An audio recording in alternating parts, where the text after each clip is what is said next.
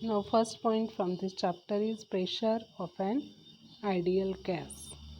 आता प्रेशरसाठी formula calculate करण्यासाठी आपण इथं कन्सिडर करणार आहे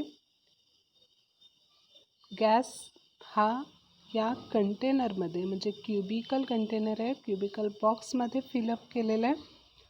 आता या क्यूबच्या ज्या साईड्स आहेत त्या साईडची लेंथ ही कॅपिटल यल असेल. या आयडियल गॅसमध्ये n मोल्स आपण कन्सिडर केलेले आहेत. इथं फिगरमध्ये दाखवलेले आपण n मोल्स याच्यामध्ये असतील आणि हा जो क्युबिकल बॉक्स आहे त्याचा व्हॉल्यूम हा L क्यूब असणार आहे.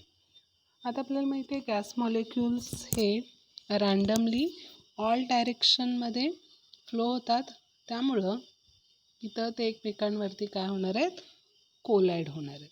आता हे जे कोलिजन आहे ते इंटरमॉलिक्युलर कोलिजन म्हणजे मॉलिक्युल्समध्ये असणारं कोलिजन आपण कन्सिडर करणार नाही आहे. तर इथं काय करणार आपण, तर इलॅस्टिक कोलिजन कन्सिडर करायचं आहे. इथे फक्त इलॅस्टिक कोलिजन कन्सिडर करणार आहे.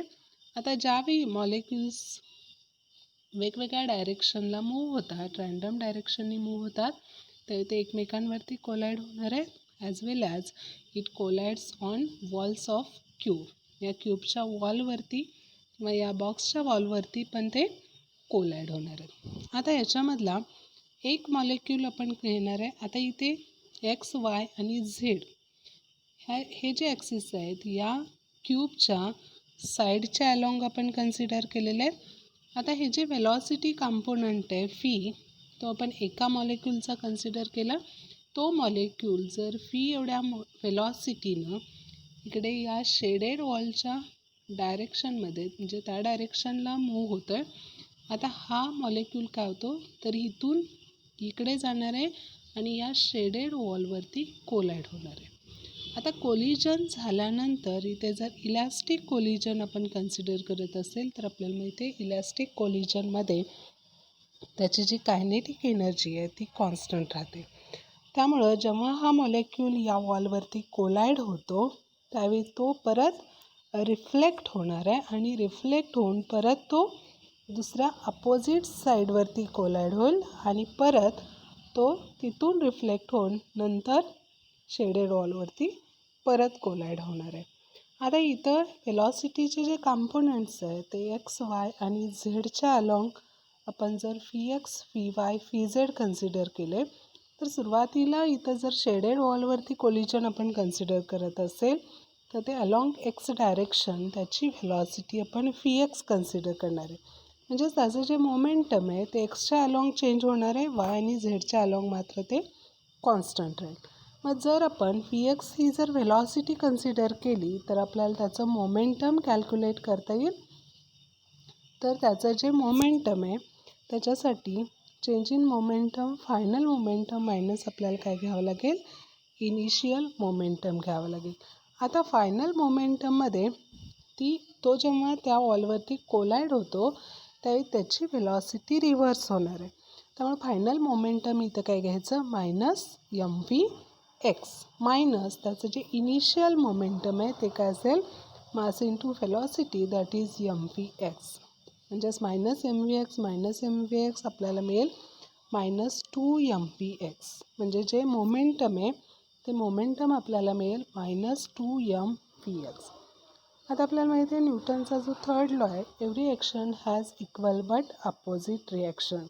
जर त्या मॉलिक्यूलचं मोमेंटम -2mvx असेल तर त्या मॉलिक्यूलनं त्या वॉलवरती जे मोमेंटम ट्रान्सफर केलेलं असेल ते काय असणार आहे, याच्या अपोजिट असेल पण इक्वल असणार आहे. त्यामुळं काय घ्यायचे, +2mvx. म्हणजे त्याचं जे फायनल मोमेंटम आहे जे वॉलला त्यानं ट्रान्सफर केलेलं आहे ते असेल +2mvx.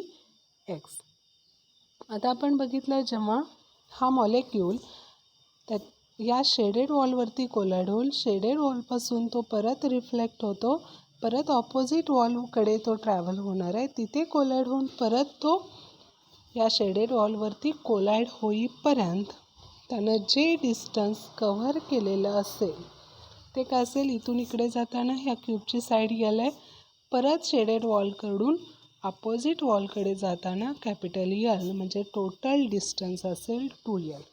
तर हे जे total distance between two collision आपण कन्सिडर केलं 2L. आता आपल्याला या दोन कोलिजनसाठी लागणारा जो टाईम आहे तो जर कॅल्क्युलेट करायचा असेल तर आपल्याला माहिती आहे velocity is equal to distance upon time. मग त्याच्यावरून टाईम इज इक्वल टू काय येणार, डिस्टन्स अपॉन व्हेलॉसिटी. आपण इथं कन्सिडर केलं डेल्टा टी हे टाईम आहे, इथं त्याला लागणारं डिस्टन्स आहे 2L आहे, त्याची जी व्हेलॉसिटी आहे ती काय आहे इथे Vx आहे. आता जर आपण या n मॉल्समध्ये जर n नंबर ऑफ मॉलिक्युल्समध्ये एक मॉलिक्यूल कन्सिडर केला तर त्याच्यासाठी आपल्याला फोर्स डिटरमाइन करता येईल.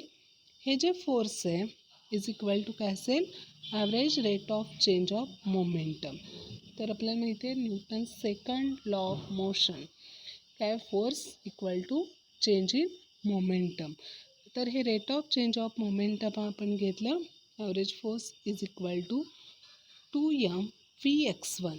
तर त्याचं जे मोमेंटम आहे ते काय आहे 2mvx अपॉन लागणारा जो टाईम आहे तो काय असेल इथं डेल्टा T1 असेल. तो आपण सिंगल मॉलिक्यूलसाठी घेतलेला आहे त्यामुळे इथे 1 लिहिलेलं आहे आपण. आता इज इक्वल टू काय असेल इथे 2 कॅन्सल होईल, इथं आपल्याला मिळेल mvx1² अपॉन L. आता जर दुसरे मॉलिक्यूल्स आपण कन्सिडर केले तर या वरच्या इक्वेशन 3 वरून आपल्याला टोटल ॲव्हरेज फोर्स काढता येईल. ते टोटल ॲव्हरेज फोर्स असेल m/L आणि ह्या ज्या व्हेलॉसिटीज आहेत कारण मास सेम राहणार आहे, लेंथ सेम राहील, ह्या ज्या व्हेलॉसिटीज आहेत त्या तेवढे चेंज होतील, त्यामुळे Vx1² plus Vx2² plus Vx3². आता ॲव्हरेज प्रेशर आपल्याला काढायचं आहे कारण ॲक्च्युली आपल्याला आयडियल गॅसचं प्रेशर डिटरमाइन करायचं आहे. त्यामुळे pressure equal to force per unit area हा फॉर्म्युला असतो. मग इथं P is equal to average force divided by काय घ्यायचं, एरिया ऑफ शेडेड वॉल. तर इथं इज इक्वल टू m/L. इथं जे आपण ॲव्हरेज फोर्स काढलेलं आहे ते इथं सबस्टिट्यूट केलं, m/L Vx² plus Vx2² plus Vx3² plus dot dot. आता शेडेड वॉलचा जो एरिया आहे त्याची लेंथ L असल्यामुळं इथं एरिया त्याचा असेल L². मग आपल्याला इथं L इंटू L² म्हणजे काय मिळेल, L³ m into Vx1² plus Vx2² plus Vx3² plus dot dot divided by L³. आता आपण ज्या व्हेलॉसिटीज कन्सिडर केलेल्या आहेत त्या व्हेलॉसिटीचा ॲव्हरेज आपण घेतला. त्या ज्या टोटल व्हेलॉसिटीज आहेत n नंबर ऑफ मॉलिक्यूलसाठी त्या Vx1, Vx2, Vx3, Vxn याचा average of square of velocity घेतला तर Vx² bar is equal to Vx² म्हणजे स्क्वेअर ऑफ व्हेलॉसिटी आपण घेतो आणि ॲव्हरेज घेतल्यामुळे काय घ्यायचं, बार घ्यायचे, म्हणजे Vx² bar is equal to Vx1² Vx2² plus Vx3² plus dot dot plus Vn² upon n. तर ही व्हॅल्यू आपण वरती प्रेशरच्या इक्वेशनमध्ये कन्सिडर केली तर प्रेशरचं आपलं इक्वेशन काय आहे m/L³. तर हे जे L³ आहे ते L³ म्हणजेच आपण काय घेणार आहे व्हॉल्यूम. तर व्हॉल्यूम फी इज इक्वल टू L³ असल्यामुळे L³ ऐवजी आपण फी कन्सिडर केलं तर m/φ आणि हे जे Vx1² प्लस Vx2² आहे त्याच्यासाठी आपल्याला इक्वेशन पाहिजे, त्यामुळे हे कॅपिटल N या बाजूला घ्यायचे, म्हणजेच इथं P इज इक्वल टू मिळेल m into n Vx² bar divided by fee divided by V. Capital V घ्यायचे कारण हे व्हॉल्यूमसाठी आपण यूज करणार आहे आणि स्मॉल फी हे व्हेलॉसिटीसाठी यूज करायचे. आता जर XY आणि झेडच्या अलॉंग त्याचे जे व्हेलॉसिटीचे कॉम्पोनंट आहे ते Vx² plus Vy² plus Vz² आपण घेतले तर टोटल त्याची जी व्हेलॉसिटी आहे ती काय असेल V² bar is equal to Vx² bar plus Vy² bar plus Vz² bar. आता इथं मात्र ही जी व्हेलॉसिटी आहे ती प्रत्येक ॲक्सिसच्या अलॉंग ही कॉन्स्टंट कन्सिडर करायची आहे, कारण तिथं सिमेट्री आहे. क्यूब असल्यामुळं सिमेट्री असणार आहे, त्यामुळं Vx² is equal to Vy² is equal to Vz² असेल. ह्या जर व्हॅल्यू याच्यामध्ये इक्वल कन्सिडर केला इज इक्वल टू V² जर आपण घेतलं तर इथं आपल्याला मिळेल 1/3 V². त्याच्यावरून ॲव्हरेज प्रेशर म्हणजे तिथं Vx² ऐवजी आपण 1/3 V² सबस्टिट्यूट करणार आहे.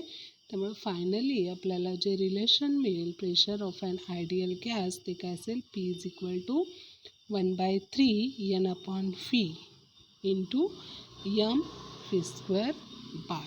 तर हे असेल pressure of an ideal gas.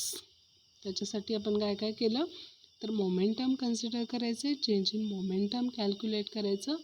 Force काढण्यासाठी आपल्याला चेंज इन मोमेंटमचा यूज होईल. Pressure is equal to force upon area घ्यायचं आहे आणि त्याच्यावरून जर आपण हे कॅल्क्युलेट केलं तर आपल्याला फायनली हे इक्वेशन मिळेल.